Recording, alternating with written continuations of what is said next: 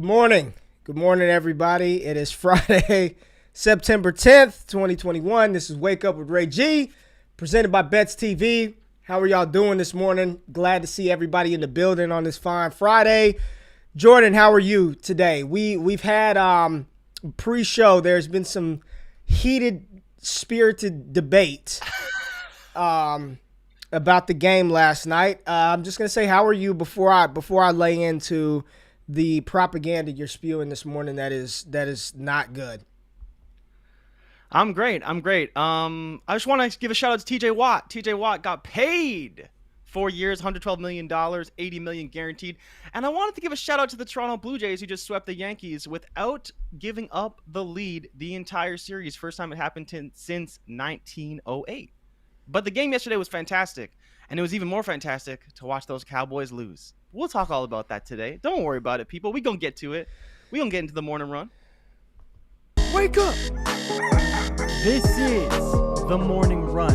Run, Forrest, run! All right. So last night, the Dallas Cowboys lose on a final drive by the GOAT, Tom Brady. It was a great game. I thought it was a fantastic game, and we'll dive into all the individual stuff. But pre-show, Jordan and I are talking, and I said the Cowboys played a hell of a game. Played a hell of a game. And Jordan says, man, not really. I don't understand that line of thinking. I asked him why. How did the Cowboys not play a good game? Like, I really am puzzled by this stance of yours. How did they not play a good game? I think that the offense did what it was supposed to do. They put up a ton of yards. They didn't necessarily do it the way I thought they would, but they did what they're supposed to do. They put up points. The defense, they got their turnovers, which in my opinion were more mental lapses on the offense than the defense making spectacular plays. Some of the interceptions were tight windows, whatever. Obviously, one interception at the end of the half doesn't really matter. But I didn't think that the Cowboys won the game. I actually thought they kind of lost the game. And so they may have played well, but I didn't think they played so well that I'm going to give them a ton of praise for it. I thought they did what they were supposed to do, and the defense looked a little bit better than I was expecting, and that's about it. You thought they did what they were the heavy underdogs, the biggest dogs on the slate this weekend. But that's because of the defense. That's not because of the offense. What do you mean you don't care? It's because of the defense. That's why they're underdogs. So when people are when teams are favored to lose, when they are predicted to lose, it's because of one side of the ball. It's because of the team, bro. What do you? No one was saying. Okay, but we know they can put up points. That's what I'm saying. Like it's clearly we didn't. Yes, of course, because of the team. What do you mean? Clearly we did. Put up 30 points. I didn't say that. I made the entire case for them covering yesterday. I actually bet +9 that Dallas would cover. I made the case that there is a world in which they could cover. I talked about Amari Cooper and CeeDee Lamb and Dak Prescott in the offense. Everybody in the whole freaking world said, nope, no way. Tampa Bay trounces them. It's not close. And then I ask you if they played well, and you're like, not really. They didn't play that well. The first thing you said was Tampa Bay didn't play well. You're diminishing how well Dallas played by trying to say, oh, well, Tampa Bay just lost it. Oh, they had a lot of mental lapses. Oh, this and that. Dallas played well. People thought they would go in there, get steamrolled. People were betting the spread. There's no way Dallas is going to be able to keep up with Tom Brady. And up until the last 90 seconds of that game, they outplayed Tampa Bay on both sides of the ball. Offensively and defensively, they outplayed Tampa Bay. They got goated by Tom Brady at the end, but to sit here today after what they did versus the Super Bowl champs coming off of a season in which Dak Prescott played none in the preseason, they had no sense of a running game, down Zach Martin, one of the worst defenses in NFL history coming back, to say that they didn't play well is Bush League, man. Come on, bro. I'm just going to call it like I see it. I don't think either team played well. You know, we expected Tampa Bay to be sharp. They really weren't. They didn't look that great. And maybe, to your point, it's because of the Dallas defense, but I thought they could have executed better. They made a lot of mental mistakes. They could have played better on both sides of the ball. And as well, Dallas, they could have played better on both sides of the ball. They didn't execute. They could have put up a lot more points. They had a lot of short fields. So why didn't they put up 30-plus points? Because they didn't play good enough to win. I do think that Dallas lost the game. They had more opportunities. Greg Zuerlein obviously missed a few kicks. but everything comes into account when you talk about team wins. It's not just offense, it's not just defense, it's everything.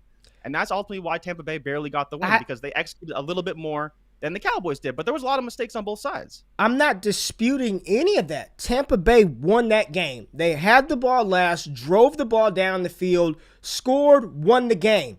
All I'm saying is you sitting up here saying that they did not play well. I don't care how you slice it, whether it's offensively, defensively, you're right. It's a team sport. But to sit here today after what they did, facing being the biggest dogs on the slate this opening weekend, to say that they didn't play well, come on, man. Stop the hate. Like, stop, man. Stop. I don't want to just give it to them like that. If they're gonna play well, they should have won the game. They should have won the game if they played that well. I wasn't the one saying that they were gonna lose by a ton of points. I thought they could get steamrolled, but I told you yesterday, I fully expected a scenario where they could cover. And we can get into the narratives of the game, but none of us expected Dak to throw that much. And that's ultimately why they were in the game, because Dak was just throwing the ball. I think he threw it 50-plus times. He kept them in the game. Dak played extremely well. He did everything he had to do, but the rest of the team, they didn't all get it done. They just didn't. But Dak did a lot of the work for the team, and he kept them in that game. 52 rushing yards for Tampa Bay on the night. Antonio Brown went off early. Chris Godwin had his moments. Gronk looked like Gronk. Dallas played well, man. I think you're dead ass wrong with this one. They did not win the game. I'm not sitting here. I'm not giving moral victories. But the expectations for the Dallas Cowboys, or the lack of expectation for the Dallas Cowboys, and the expectation of the Tampa Bay Buccaneers to come into that Thursday night matchup, returning 22 of 22 starters, facing one of the worst defenses in NFL history, and a quarterback who snapped his leg in two and hadn't played in 330-plus days, zero preseason action together, down probably their best offensive lineman, to push Tampa Bay to have to drive the ball down the field in the final 90 seconds and to sit here and say they didn't play well because they didn't win the game. You're wrong, man. You're wrong. But let's get into you're wrong, Jay. You're wrong on this one. We can agree to disagree on that. I'm fine with that. So here's the thing. Let's go. Let's talk about Dallas. So where I was wrong is I thought that the Dallas Cowboys would need to run the ball to control the clock and keep Tom Brady off the field. Completely wrong. They said, you know what? We've got this offense and we are going to bombs away. And Dak Prescott, I mean, you talk about lat injury, shoulder injury, whatever was wrong with Dak, clearly he's fine because he threw the ball damn near 60 times. 42 for 58, 403 and 3. He was only sacked one time. I mean, just mind-blowing. I know his shoulders got to be sore. The Cowboys rushed the ball 18 times for 60 yards. Zeke had 11 for 33. And here's my thing with Zeke. Zeke didn't play bad. It just the game script. They didn't need him. He was fantastic in pass protection. You know, Tony Pollard didn't do much on the ground either. 3 for 14. It was Zeke, Tony Pollard. But let's talk about these receivers, man. Amari Cooper, CeeDee Lamb. And when I was on the FTN Fantasies happy hour show yesterday, Chris Meany and Elliot Chris, we both, before we signed off the show, said which wide receiver was going to go off. If we had to pick one, who would be the guy that you think is just going to dominate the game? And we all said Amari Cooper. Amari Cooper is, I love CeeDee Lamb. I got the GOAT jersey in my closet. Love CeeDee Lamb.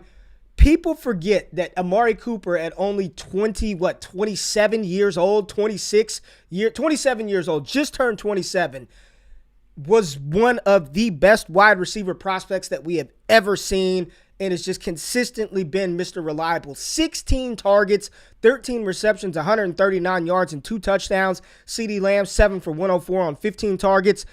You know who the third leading receiver for the Dallas Cowboys was?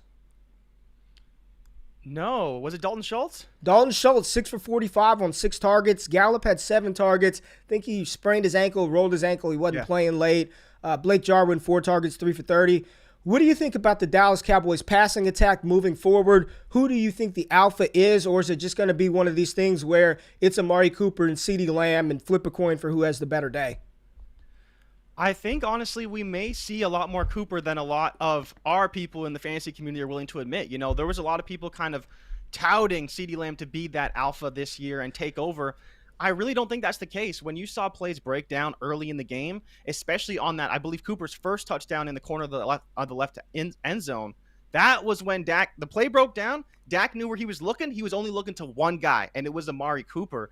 And so I think when you just look at that chemistry, that trust factor, it's just there more with Cooper. Dak only played, 4.5 games with CeeDee Lamb? Yeah, they practiced and all that stuff, but Dak wasn't throwing the ball that much in minicamp. So when the play breaks down, he's probably a lot more likely to throw it to Amari Cooper and Michael Gallup than to CeeDee Lamb, unless CeeDee Lamb is wide open. It's the trust factor. That'll develop throughout the season. But early on, I think we're going to see a lot of big games from Amari Cooper because it looks like he's Dak's go-to guy right now. Yeah, I mean, I think both of them are studs, man. And I'm actually responding to my man Lawrence Jackson at Lord Don't Lose. He said the same thing that I said. Zeke played a nice game, but that'll go over some of y'all's heads. Zeke played fantastic, man. He did not run the ball. And honestly, I don't think they could have afforded to just pound the ball out. My big takeaway from Tampa Bay is their secondary is suspect as hell, just like we talked about on the show. I said I don't trust Tampa Bay's secondary. I like Carlton Davis. I like Antoine Winfield Jr. But outside of that, and the other guy, 35, Jamil Dean played well. But it's the front Sean seven. Murphy Bunting also was hurt, right? He was hurt in the second quarter? But it's the front seven. Anybody fantasy related, if you've got a running back going up against Tampa Bay, good luck, because Vita Vea just destroyed Tyler Biotish all night long. Connor McGovern played like masterfully in relief of Zach Martin. You just can't run on him, man. With those big boys in the middle, with those linebackers, I would be very concerned. I don't know what Tampa Bay's schedule is. Players like Alvin Kamara, where you can get him out laterally, and we saw that a little bit with Tony Pollard. We talked about that, right? Stretch him out, make him run side to side. The problem is Devin White is just as fast as the damn running back, so even trying to go laterally is really, really difficult. But good luck with running backs going up against Tampa Bay. Pass catchers I'm not concerned about, and they really didn't bother Dak Prescott. Like, think about as good as that front seven is. Dak was hit a couple of times, but he stood in the pocket. I think his campaign for we talked about this, comeback player of the year. If he continues to play, I mean, it's off to a hot start, and I don't think they're going to slow down anytime soon. Let's talk about Tampa Bay and the GOAT Tom Brady. I think his MVP campaign is underway. One of the interceptions was a Hail Mary into the end zone late. Don't really care about that. I forgot how the other one, it was Trayvon Diggs. It was a tip pass off of Leonard Fournette's hands. Trayvon Diggs intercepts the pass. But other than that, Tom Brady was lights out. He threw the ball 50 times, 32 for 50, 379, 4 touchdowns, 2 interceptions, didn't take any sacks. His favorite target was Chris Godwin. 14 targets for Chris Godwin, 8 targets for Rob Gronkowski, and the downfield targets went to Antonio Brown. Toe tap Tony, 5 for 121. Leads the second in the NFL in receiving right now is Antonio Brown. And I'll just tell you, man, he looks like the AB of the Pittsburgh Steelers. And I tweeted this out last night. The Tom Brady, Antonio Brown, Rob Gronkowski triple stack in seasonal leagues is probably the most elite, cheap triple stack money ADP could buy. And I've got it in the league, and I'm going up against Scott Barrett, and I'm whipping his ass right now with Tom Brady, Gronk, and Antonio Brown. It was just so cheap. In seasonal leagues, it was so cheap, and it's so elite because I bet plus 1,400 Tom Brady to win NFL MVP, and I think he's off to a hot start. It's going to be, they're going to throw the ball. I don't think Tampa Bay is ever going to run it. Like, Ronald Jones is done. I wouldn't be shocked, and I'm not joking. I wouldn't be shocked if they trade him. I would not be shocked if they trade Ronald Jones. I mean, and he knew it. When he fumbled the ball and they showed the picture on the sideline with him with the towel over his head, looking like a sad puppy, it's a wrap for Ronald Jones. And you made an interesting point too. We were all pumped about Gio Bernard. Maybe he's still learning the offense, right? Yeah, absolutely. Like, people who are in fantasy who are touting Gio Bernard as the James White guy, I think when we just be realistic about it, he just joined the team. He doesn't know the offense. We know that it's a historically difficult offense to learn. But when it came down to it, minute and a half left in the game, Tom Brady said, I need a guy who can catch a damn pass. And I believe it was on third and like 6 or 7, Gio Bernard went down and got it when Tom Brady was about to get just steamrolled by somebody, and he caught a first down to keep that drive alive. We're going to see that a lot more. It's just going to take time for that to develop for Gio to actually learn this offense. So for me, if you can get him in fantasy, he didn't have the biggest game, but his role is going to get bigger and bigger as the year goes on, and he could potentially catch 60-ish passes this year because he's going to be a favorite of Tom Brady. We know he likes to throw to the running backs, and both running backs showed last night they have no business being on the field on third downs. And honestly, even on first and second down, it didn't look that much better. Yeah. What are your thoughts on the pass catchers? Who do you think is the one moving? How would you rank the Tampa Bay Buccaneers pass catchers? Because Mike Evans did get banged up, comes back in the game. But, I mean, after, like, the first quarter, he didn't touch the ball again until, like, the third, fourth quarter. How would you rank the Tampa Bay pass catchers in this offense moving forward? This is really tough because I'm not the biggest Mike Evans fan personally. I like route runners. He's not the best separator. He's a great receiver, but he's just not a personal favorite of mine. So he's automatically third. It's no bias at all. But Chris Godwin is interesting because it seemed like in the first half they really went after AB. AB was open a lot. And then I don't know if Dallas made a defensive switch and started to cover him more, which then freed up coverage for Chris Godwin, right? So it's like honestly, Dallas couldn't win. They didn't have enough guys to cover up all the receivers. First half, it was AB. Second half, it was Chris Godwin. I do think that it's going to probably be Godwin or Brown most of the time, and those are the bets you're going to want to place because Mike Evans will still always see top coverage. So with that being said, you're going to see more single coverage for Brown and Godwin. Which one's going to be the alpha? I'd probably bet Chris Godwin. We saw him lead the team in targets, and for some reason, Brown didn't really get as many targets in the second half. Again, coverage did shift, all that stuff. But I would have liked to see him still be trusted.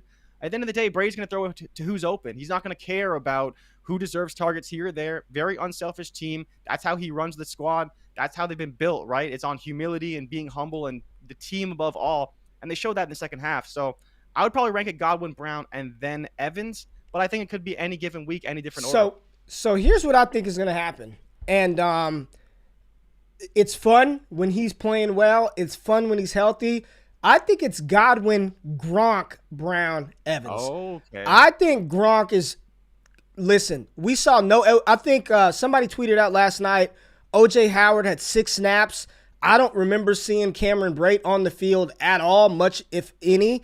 I know he didn't have any targets. So O.J. Howard, no targets. Cameron Brate, no targets. I think the leading pass catchers, at least targets, it may not be yards – Gronk is back. Gronk is back to being Gronk.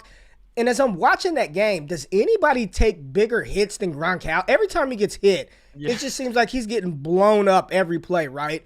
I think it's Chris Evans, Rob Gronkowski, Antonio Brown mixed with a little Mike Evans. I think Gronk, if Gronk is a top 5 scoring tight end this season, I wouldn't be shocked.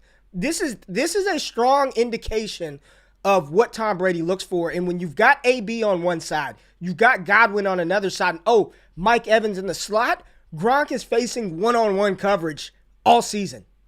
All season. Like if you're in a seasonal league, hell, even in Dynasty, I mean, you probably get 2 more years out of him. Gronk, I love all of my fantasy rosters where I took tight end late and just got Gronkowski like in the 12th, 13th round. Because I think this is a strong indication of how this season is going to play out. He was second on the team in targets last night. And again, with those trio of wide receivers on the outside, you cannot double everybody. And what we saw is they tried to put Anthony Brown on Gronk. They tried to put Keanu Neal on Gronk, and he's too big and fast. Gronk is in for a monster season. If he can stay healthy, Rob Gronkowski is going to be a top 5 scorer at the tight end position in fantasy this year. With Tom Brady, they want to throw the ball. They are not going to run the ball in Tampa Bay. Gronk looked like the Gronk of the New England Patriots days, and he and Tom Brady have picked right back up where they left off. R.I.P. to the O.J. Howard truthers. R.I.P. to the Cameron Brate. They'll score touchdown truthers. This is Gronk's tight end course. So, my overall takeaway, man, look, Dallas played well. I think they're going to be a very good team. I think this makes me feel better about them in the NFC East. And if they can continue to work on, running the ball, get Zach Martin back, I think we're in for a lot of good things for the Cowboys. So real quick, let's just talk about where I was right, where I was wrong. Transparency. I placed a couple of bets yesterday. There was a parlay that didn't hit, 4-leg parlay. I bet 0.4 units on that to win. What was it? 0.4 to win 1.9 units on that 4-leg. Yeah.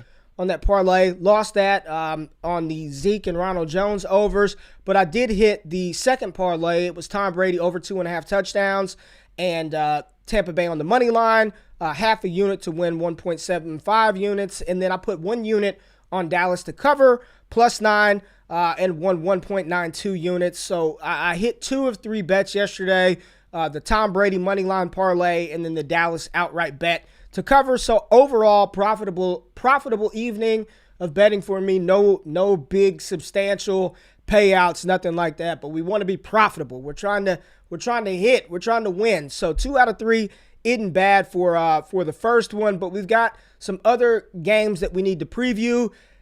We've got the college preview in here, man. But I think we should just go real quick through that and just get to the NFL, right? Or do you want to just skip it? Like, do you want to just skip it? Let's go to our favorite games of the week because we got a lot of good games this week that we got to cover.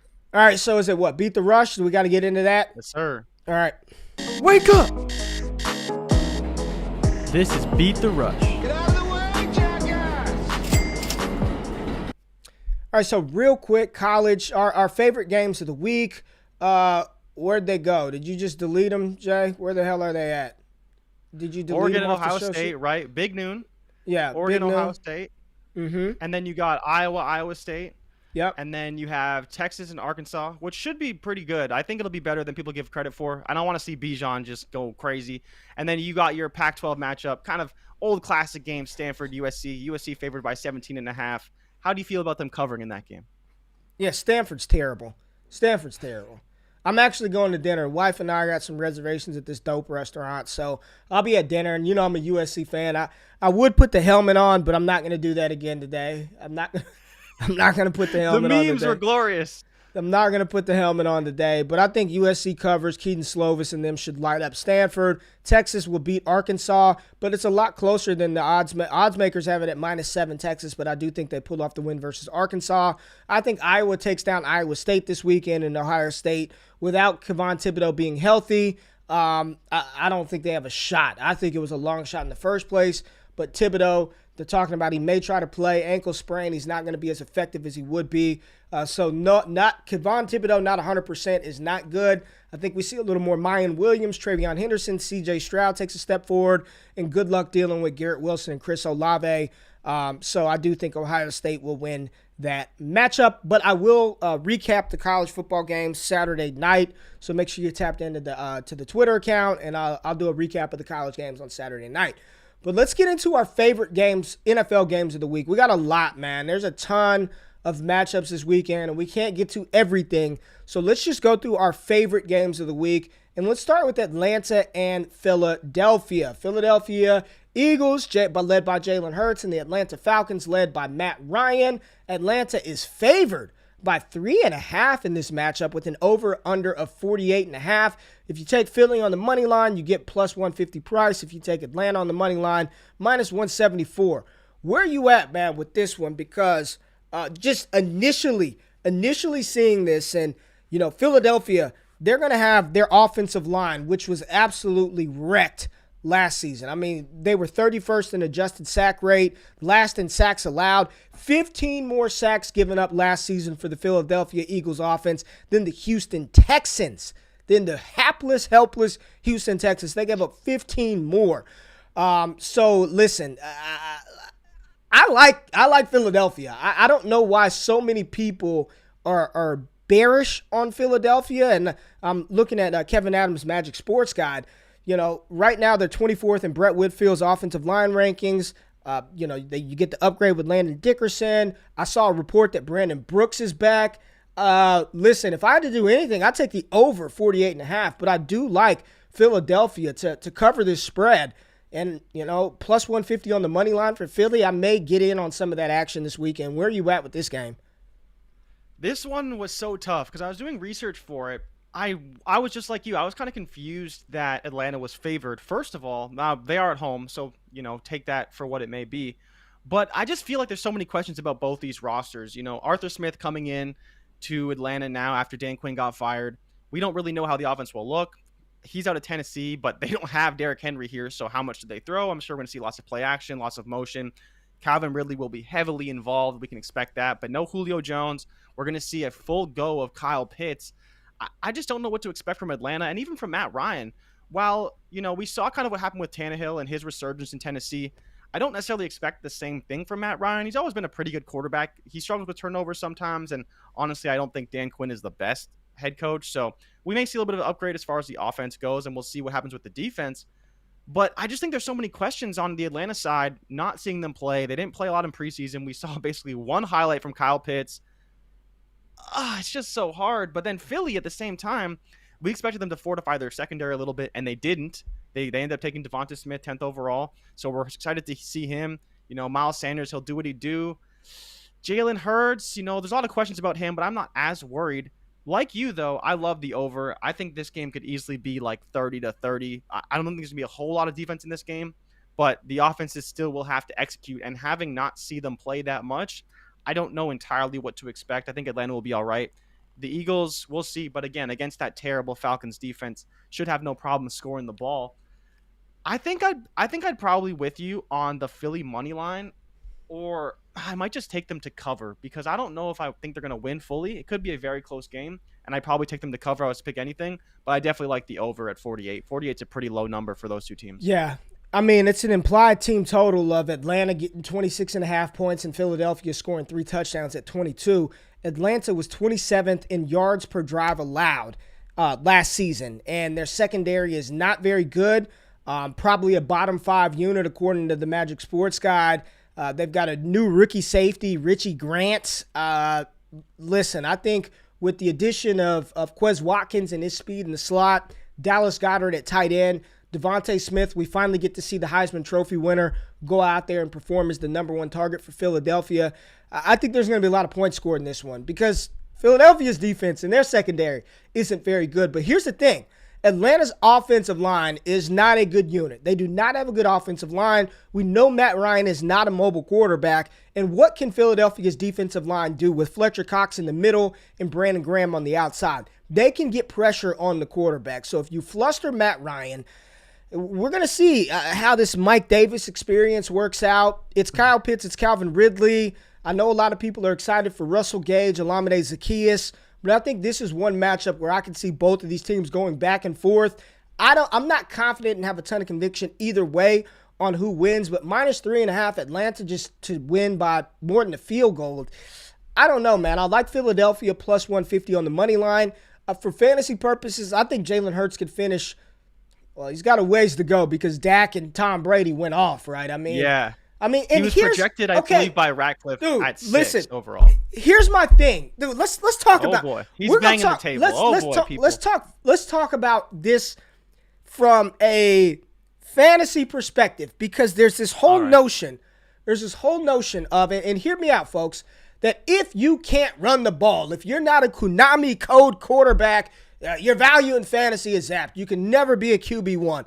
We just saw 2 statutes. 2 statutes, because Dak today, the Konami code is gone.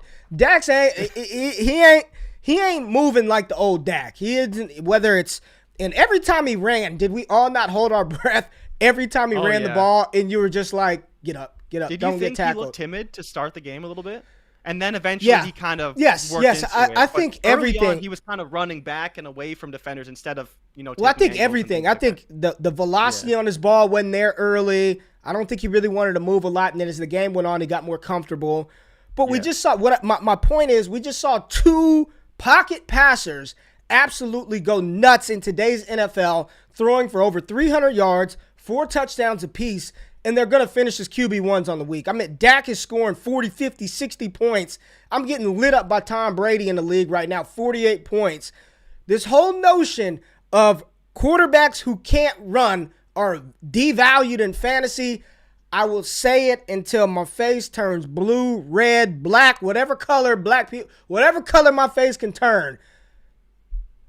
I think it's overrated. I understand having the Kyler Murrays and the Lamar Jacksons, but you can have a winning fantasy roster with pocket passers who throw the ball 58 times a game. If you've got a quarterback who's going to launch the ball 40, 50 times, they could rush for 0 yards and still be a QB1. In 6-point per passing touchdown leagues, you do not need a rushing quarterback to be successful in fantasy. And ask Scott Barrett because Tom Brady is lighting his ass up right now. So let's cut it out with if you don't have a running quarterback, you can't be successful in fantasy. And anybody out there that takes offense to that, feels like I'm talking about you, at me, at RayGQ, and we can have dialogue about it. But back to the games.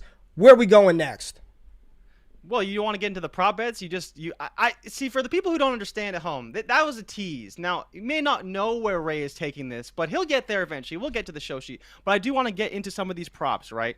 Because you said that you liked Philly. So we got Jalen Hurts at 231 passing yards at minus 115. How do you feel about that number? I think it's a little bit high, and I think I like his rushing number, which you talked about that you liked, at 45.5 at minus 114. So 231 on the passing, or 45.5 on the rushing. Which number do you like of those two? Rushing. Give me the rushing yards. Jalen Hurts might have 40 rushing yards by the half. You know what I'm saying? Yeah. He might have 40 rushing yards by the half, but I'm just looking at the NFL, man, and it really just, I'm watching interviews of veteran players talk about how the game has changed, how the game is set up for points, for scoring, for high-flying offenses. And I'm like, dude, I mean, this is again, the true bell cows in the NFL are few and far between. The true Derrick Henrys, Christian McCaffreys. I wouldn't even put Nick Chubb because he's splitting time with Nick Chubb isn't one anymore. Ezekiel, like the true guys that you can depend on carrying the rock 20 times per game are so valuable because they just throw the ball. Like everyone's just launching the ball around. Like if Dallas tried to adopt my approach, just ball control off, they would have lost that game. They would have lost by 2 touchdowns. I just don't see this ground and pound NFL anymore. So when I see 251, you know what, Jay? And we see this every year. Week 1 of the NFL season, it always takes the defenses a little bit to catch up to the offenses. Catch up, yeah. If you want to maybe exploit some matchups and some opportunities, you may just smash the over on all these damn passing yards. I mean, 250 seems daunting, but after quarter 1, he's got 76 yards. Quarter 2, he's got 145 yards. Quarter 3, he's up to 230. And then in the fourth quarter, if they're down, I mean, I know it seems high, but maybe the play early on is to take the over on these passing yards because the defenses, they haven't hit anybody. They can't touch anybody. They're getting taunting penalties for looking at. I'm really starting to think that it's set up. It's skewed towards the offense, man. So I like his rushing yard total, and I kind of like his passing yards. Yeah, so Matt Ryan, 288 passing yards. So this could easily be a 300-yard slugfest on both sides. I wouldn't be surprised in the slightest. And I know your boy Devontae Smith with only a number of 43.5 receiving yards. It's absurd. Like, we know he's the alpha.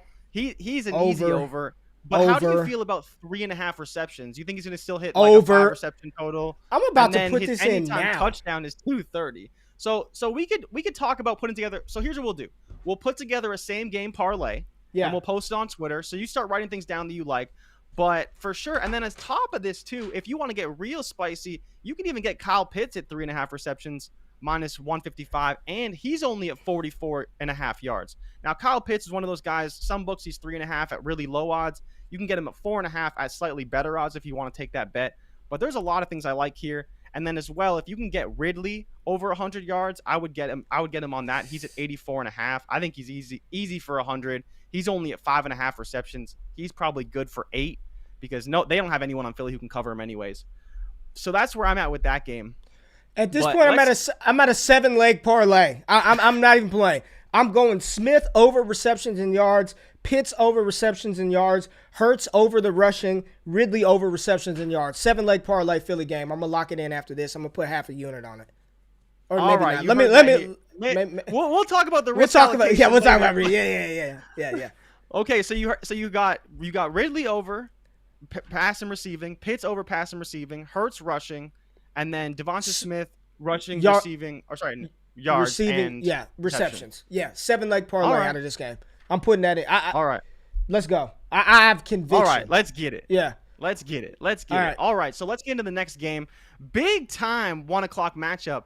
Bills and Steelers. Big Ben and the Steelers are rolling into Buffalo to take on the AFC title favorites, or one of the AFC title favorites, one of my AFC title favorites, that's for sure. For what a game that probably should be the best game of the 1 p.m. slate.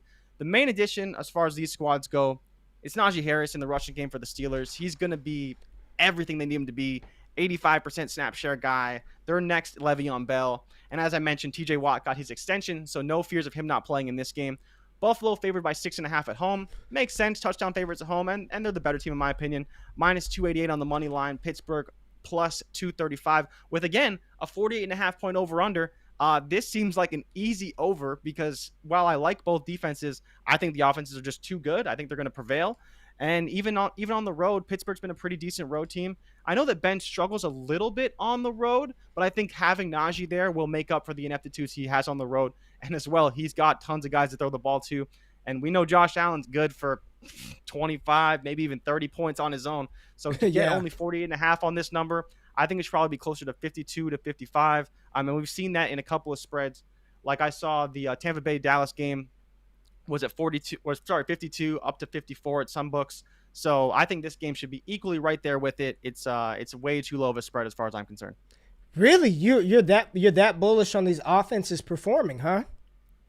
Yes. Well, we saw what Josh Allen did. He barely played, but boom, sling it. Gabe Davis, 40 yards down the field, touchdown. Like, I just think that it's going to be very difficult to stop both these teams, and even the Steelers. They looked really good in preseason too. They did look good.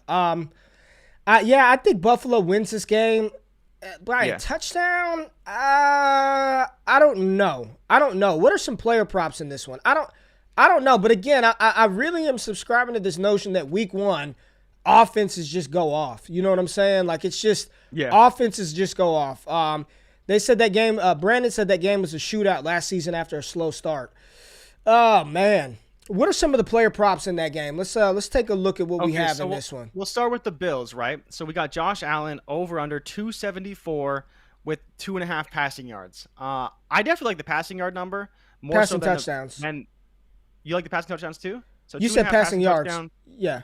I like the passing yards number, I think, even more than the touchdowns, because I think, there's a chance that he could run in a few touchdowns. And I do have that on the book too. So 125 for him to score 1 touchdown, plus 1,600 for him to score 2. Josh Allen's good for 2 touchdowns at least once a game. But hold on, bro. Yeah, that was one of the numbers. That was one of the numbers I really liked. And plus 1,600 anytime 2 TDs.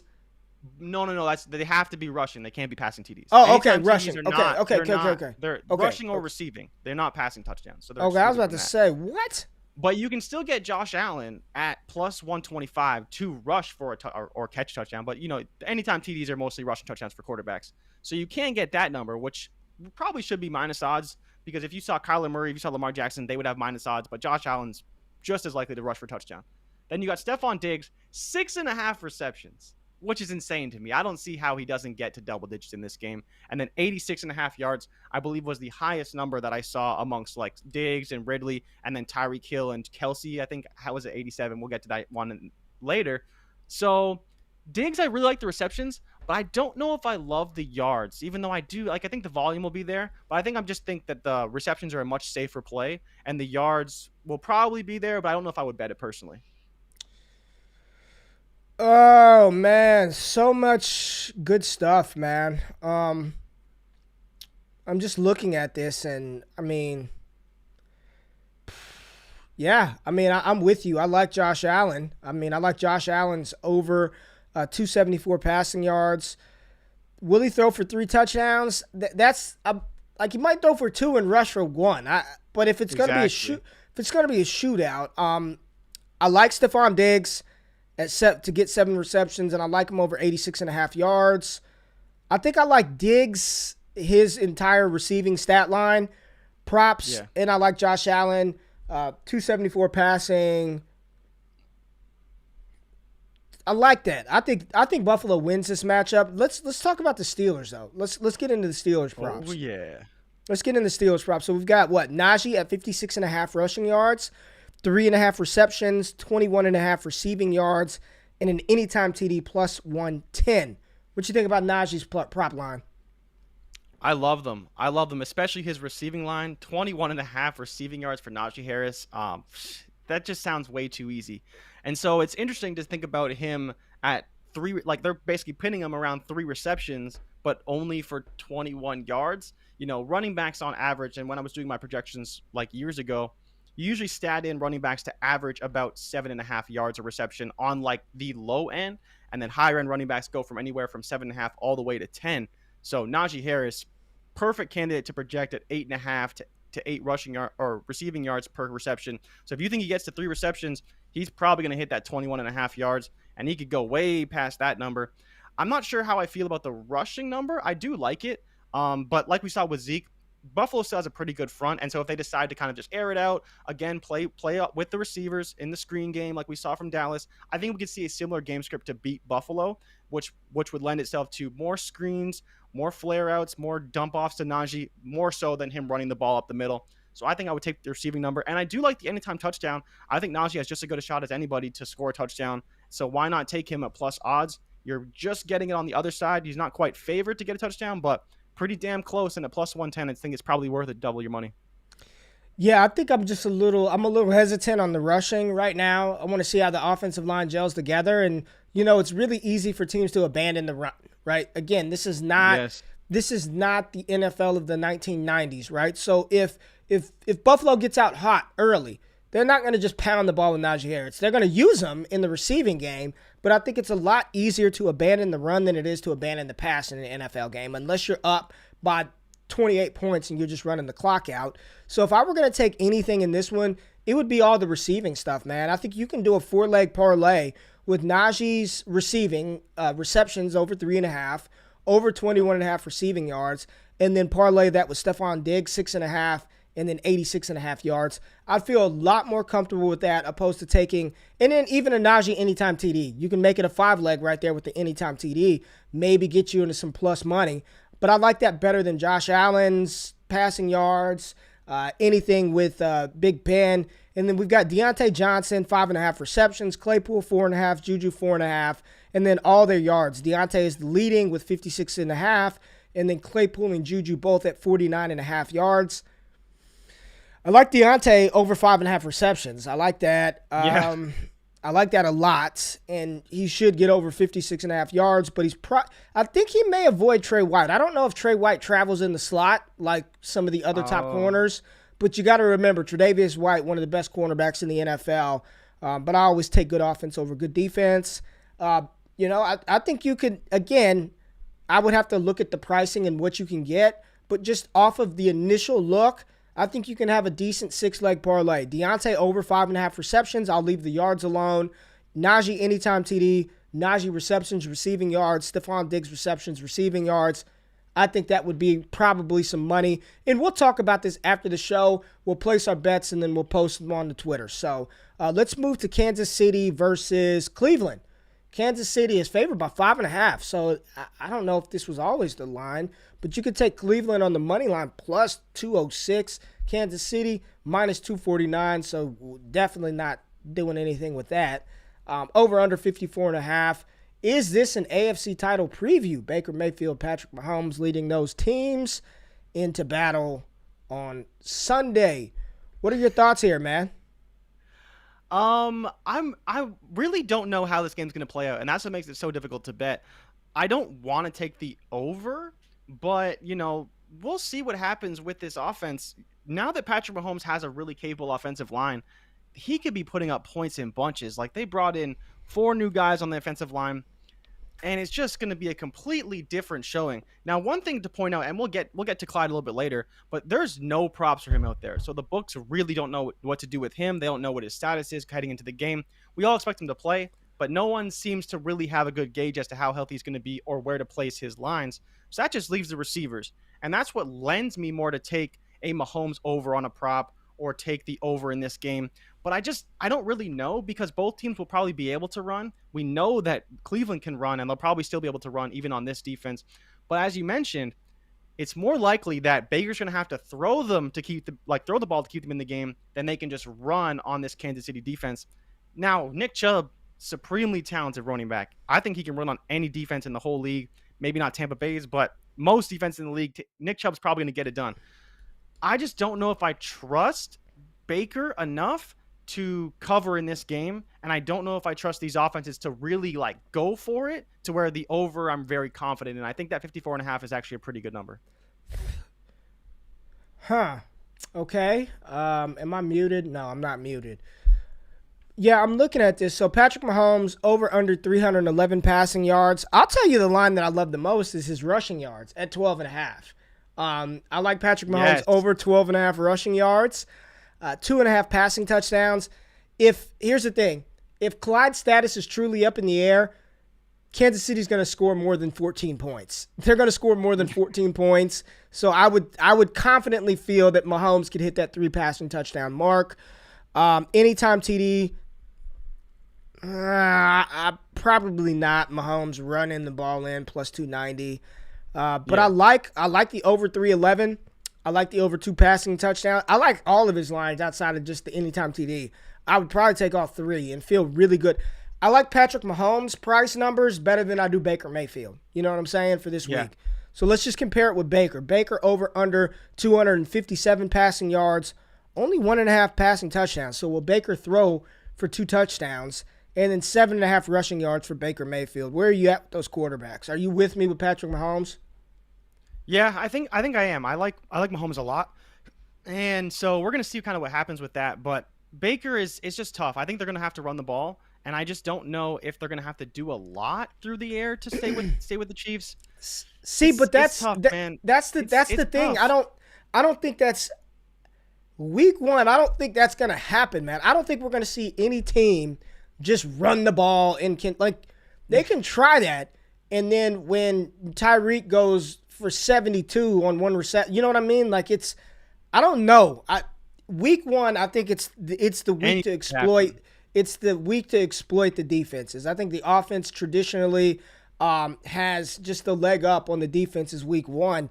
So I think Baker's going to have to throw the ball if they're going to beat Kansas City. And both of these teams, like there's no hidden, like they know that they're some of the top teams in the AFC, right? Like Cleveland knows they're a Super Bowl contender. Kansas City, we've seen them in back-to-back Super Bowls. I don't think they're going to come out and try to play it safe. I think Kansas City is going to come out and try to hit them in the mouth, and I think Cleveland will do the same thing to Kansas City. What's the over-under total? 54.5? Man, yeah. So let's just look at Tyreek. Tyreek, 6.5 receptions, 80.5 yards. His longest reception over under 25.5 yards. Interesting prop right here. You like that number, eh? I like that number. And I see a comment, is Clowney playing? I don't know. I saw he didn't practice the other day. It said illness, so unless something is broken while we're on the show, I don't think it was COVID related.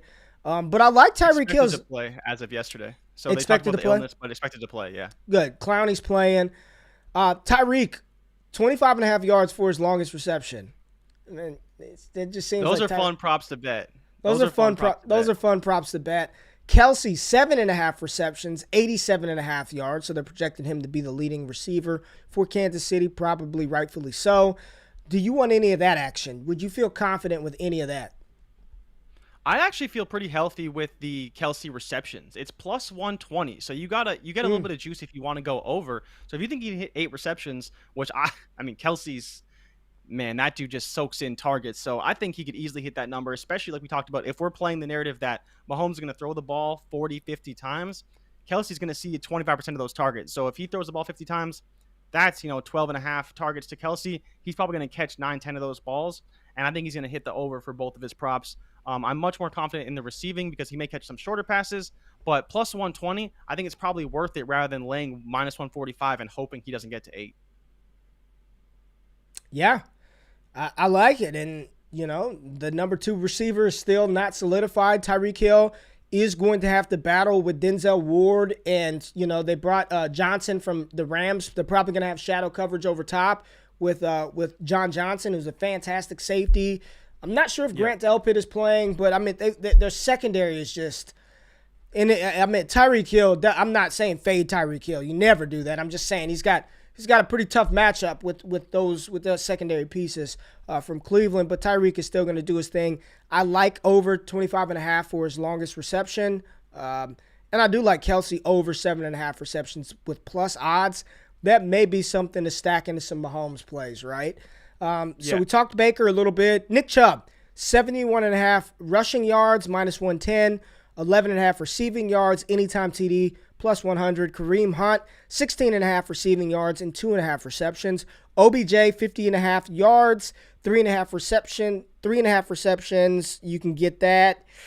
Minus 141. Don't like that. But if he gets 5 catches, you can get plus 150. Plus 150, right? Yeah. Yeah, so two That's different good lines juice. on that one. So It's good three and a juice half, right there. it's minus 105 for the under and minus 141 for over. But if you play the 4.5 line, it's minus 208 on the under, On the but under. plus 150 on the over if you think he gets to 5. So you do have, I pulled 2 lines for that one because they were different across the different books. 50 receiving yards seems more than doable. But the line I'm really liking, and the reason why I put it on the show sheet, is the Kareem Hunt line.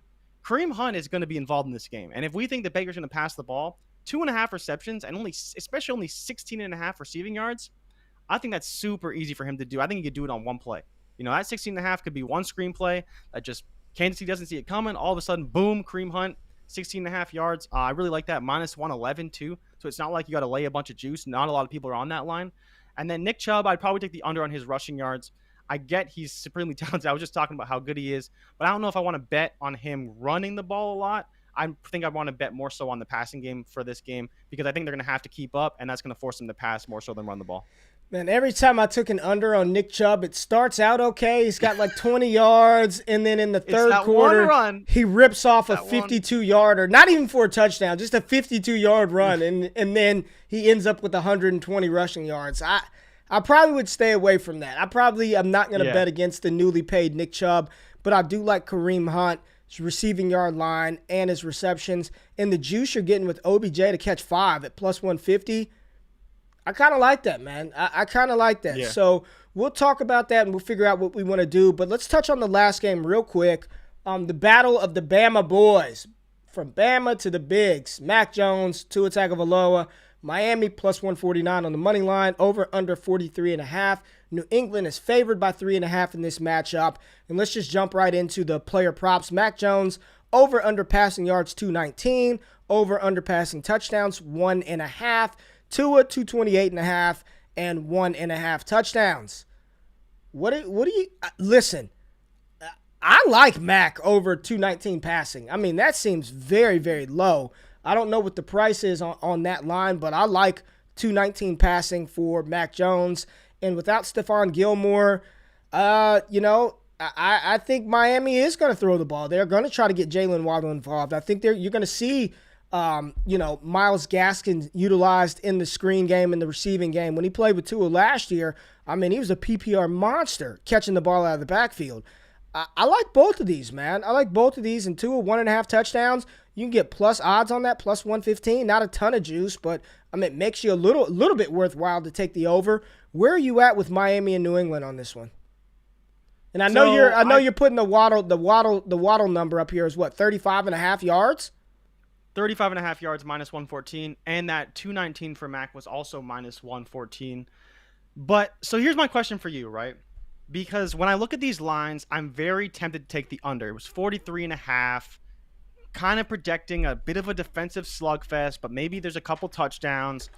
How do you think this game's going to play out? Because I do think we're going to see a lot more running than I want to see, and I think the pace will be dictated by how well Tua plays. Because I could see Bill just kind of sitting back, rushing the ball, methodically going down the field, and if Tua doesn't push the envelope and they don't push that play, I think it's probably a really tight game that Bill tries to win late and forces Tua to beat them. But I don't know, because I don't see him pushing the tempo with Mac that much. But maybe he will. I mean, maybe he but will. they did it in preseason. They did it in preseason though. Everything that Josh McDaniels and Bill Belichick showed in preseason: first down play action, Mac Jones down the field; second down play action, rollout. I mean, I think they're going to run the ball too. I have no data on this. This is just theory. I just think teams are going to throw the ball, man. I think it was somebody I was listening to. It was Michael Irvin, so take the analysis with a grain of salt. But he said that he thought that the NFL, they were collectively was going to set the record this season. You get the extra game, of course, but for most receiving yards in a season, like happening in 2021. Oh. Like just breaking the all-time record for passing for receivers. I'm watching the preseason. I watched last night, And I don't think you're going to win just pounding the ball. Like, I don't think New England wants to do that. I understand Bill ball control offense, but everything we saw out of Jones was driving the ball 90 yards down the field, bro. Like, play action, first down, out routes, down the field. And that's what he did in college. That's what he did in college. He wasn't a game manager in college. He led the country in yards per pass attempt. He was pushing the ball downfield. And everything we saw out of Tua in Miami, they want to throw the ball. There is no established.